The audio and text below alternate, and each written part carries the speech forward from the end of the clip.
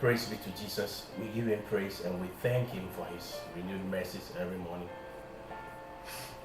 We are still unpacking the topic of deliverance from death.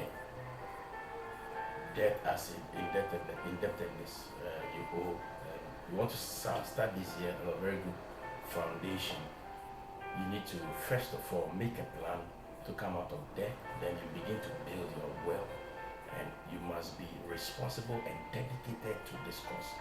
Now, while you do that, Proverbs chapter 19, verse 17 says that he who gives to the poor lends to the Lord. So if you have pity, he who has pity on the poor lends to the Lord, and he will pay back what he has given. Now, the book in Proverbs chapter 22 verse 7 says that the borrower is a slave to the lender. The borrower is a slave to the lender.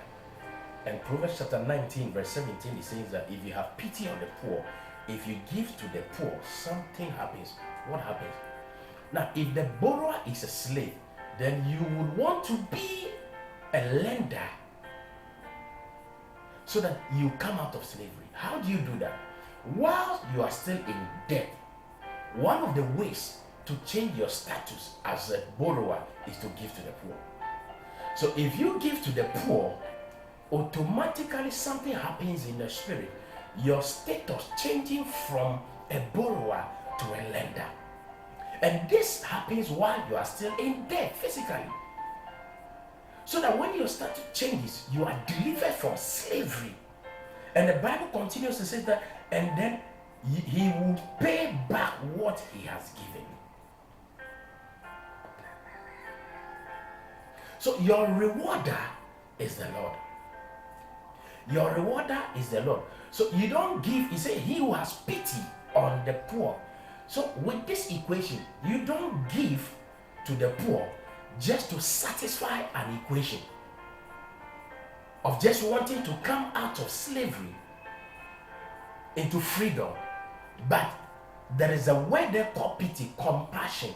So in trying to satisfy the equation, it must be on the basis of the love for the poor. If you take love out of the equation, you're giving to the poor to change your status from a borrower to a lender is a no, because it is not backed with the genuine love for the poor people. Glory, glory, glory. So the motive, you must have a sincere motive of compassion, of love, even in death. Then that one drives you to give. So don't go and give because you want God to owe you. You give because you love the poor.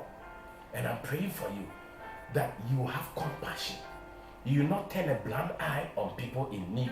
That when you have compassion and pity for the poor, you'll be driven to give to them, even when you are in debt.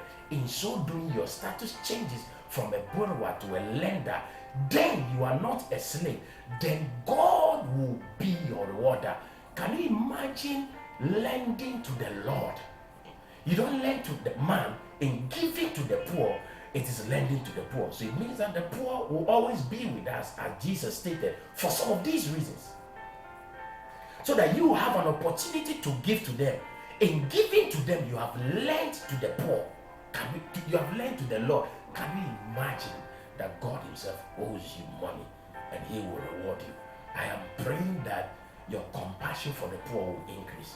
In so doing, grace will be available for your status to change from a slave to a free man. This is Pastor Enemadu.